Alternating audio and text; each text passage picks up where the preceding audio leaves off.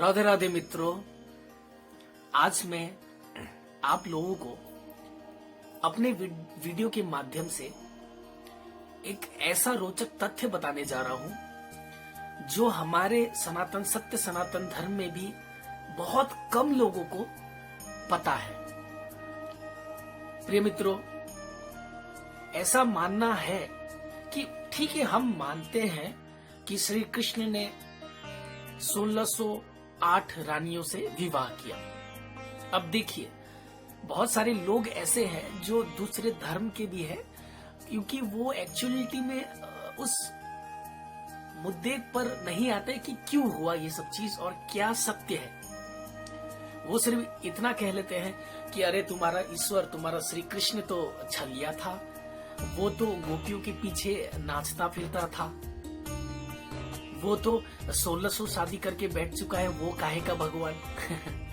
तो ऐसे लोगों को जवाब देना यानी कि उनसे बहस करने के बराबर है। तो उनके साथ बहस करना भी एक, मैं तो कहता हूं कि अपने खुद पर दुष्प्रभाव करना है।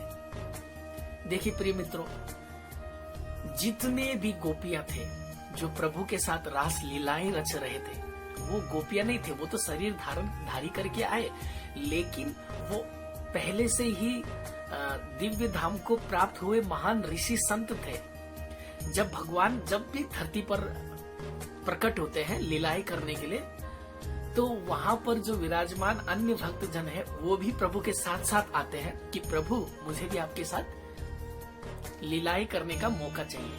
तो प्रभु चलते किस किस को चलना है भाई, जैसे होता है ना वैसे ही होता है। अब आप सोच रहे हो कि ये कहाँ पर लिखा है, लिखा नहीं है, ये सत्य है कि भगवान जहाँ जहाँ होते हैं भक्त भी वही होता है, भक्त जहाँ जहाँ होता है भगवान भी वही होते हैं। तो जितने भी गोपियां थे, ये असल में गोपियां नहीं, ये एक्चुअल में देखा जाए तो ये सभी वो संत थे जो प्रभु के साथ लीला करने आए थे।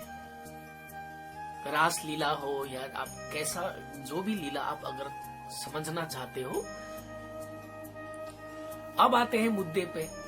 भगवान श्री कृष्ण ये कहते हैं कि समस्त प्राणियों के हृदय में मैं वास करता हूँ, ये सभी जितने भी जीव जंतु हैं ये मुझसे प्रकट होते हैं, ये मेरे हैं। गीता में कह रहे हैं श्री कृष्ण। तो आप बात बताइए, श्री कृष्ण ये भी तो कहते हैं कि जो मनुष्य या फिर जो भी प्राणी मुझे जिस भाव से पाना चाहता है, वो मैं उसे उसी रूप में प्राप्त हो जाता हूँ। यानी कि कोई उसे अगर बेटा मान रहा है तो श्री कृष्ण बेटे बन जाते हैं भक्त के रूप में। कोई उसे पिता मानकर पूजता है तो उस पिता ही बन जाते हैं। कोई भाई बनकर करता है, भाई बन जाते हैं। जैसे मीराबाई उनको प्रेम दीवाना जिसे कहते हैं कि हस्बैंड है ना, तो उसे पति रूप में पाना चाहते थे, तो प्रभु उसी रूप में आ जाते हैं। क्योंकि अटैचमेंट किसी भी तरीके से हो सकता है। ऐसा नहीं है कि भगवान है तो भगवान के रूप में ही करना है, ऐसा नहीं है। मित्र के रूप में भी कर सकते हैं, तो मित्र बन के ही वो अटैचमेंट होगा। अब 8 जो रानियां थी वो तो सभी लक्ष्मी का, पार्वती का, सरस्वती का, वो सभी विभूतियां एक प्रकृति की है। तो भगवान में और भगवती में कोई अंतर ही नहीं है, क्योंकि जिस प्रकार परमात्मा और प्रकृति है उसी प्रकार भगवान और भगवती साकार रूप है उनका। रहा सवाल 1600 रानियों का जिनसे उन्होंने विवाह किया, उसे विवाह नहीं कहते हैं, उसे समांगन भी नहीं कहते। आप लोग बोलते हैं ना समांगन, वो भी नहीं है। ऐसा भी नहीं है कि फिजिकल उनके साथ कुछ विवाह करने के बाद जैसे एक होता है ना पति और पत्नी का सामंजस्य, वैसा भी नहीं है। नरकासुर जो राक्षस था उसके बारे में तो आप जानते ही हैं। उसने उन सभी जितनी भी रानियां थी उनको कैद कर रखा था। श्री कृष्ण ने उनको बंदी से छुटाया और उन्हें अपने अपने घर जाने को कहा। लेकिन वो समाज एक ऐसा समाज है दोस्तों, जहां पर एक स्त्री का अपमान होता है तो उसे कोई स्वीकार नहीं करता। वो सभी प्रभु के भक्त जन थे।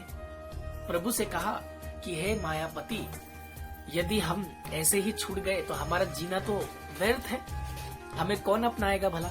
तो तो श्री कृष्ण तो अभी सभी अपने भक्तों को अपनाने वाले हैं, चाहे कोई भी हो, चाहे वो स्त्री हो चाहे पुरुष हो, चाहे पति रूप में हो, पत्नी रूप में हो, भाई रूप में हो, मित्र रूप में हो, दोस्त रूप कुछ भी, या बेटा रूप में हो। तो वो सभी जितने भी 1600 रानियां थे, प्रभु ने उन्हें अपनाया भक्त के रूप में। वो 1600 रानियों की पति नहीं, वो सबका पति है, मायापति, जगतपति। ये अन्न घंड मन घंड जो कहानियां जो लोग मतलब बताते हैं ना आपको कि ऐसे विवाह किया उन्होंने, तो ऐसे लीलाएं रची, मतलब ऐसे रास लीला करते थे वो, ऐसा नहीं होता है। भगवान जो है लीला करते हैं, भगवान को पहचानना बहुत मुश्किल है। वो तो सीधा सीधा कह रहे हैं कि हे अर्जुन, मुझे तो देवी देवता या फिर इस संसार में कोई भी नहीं जानता, लेकिन मैं सबको जानता हूं। तो भगवान को दूसरे धर्म निरपेक्ष के महान महान जो लोग हैं, जो भ्रष्ट लोग हैं, वो क्या पहचानेंगे भगवान को? नहीं पहचान सकते। कैसे पहचानेंगे? भगवान को पहचानने के लिए तो भगवान की कृपा होनी पड़ेगी, भगवान के साथ अटैचमेंट होना पड़ेगा। अगर ये वीडियो आपको लगता है, देखिए दोस्तों, मैं जो तथ्य लाता हूं इसका सटीक उपाय, उसका सटीक उदाहरण यही है कि इससे कनेक्टेड है।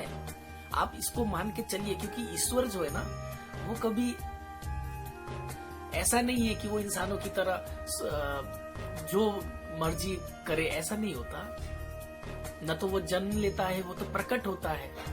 उसी प्रकार से भगवान तो सबों के हैं, चाहे स्त्री उनको अपना भाई के रूप में, पति के रूप में माने, चाहे कोई पुरुष उनको माने, वो किसी भी रूप में आपको पाने का एक माध्यम है। आप पा सकते हैं उसको किसी भी रूप से।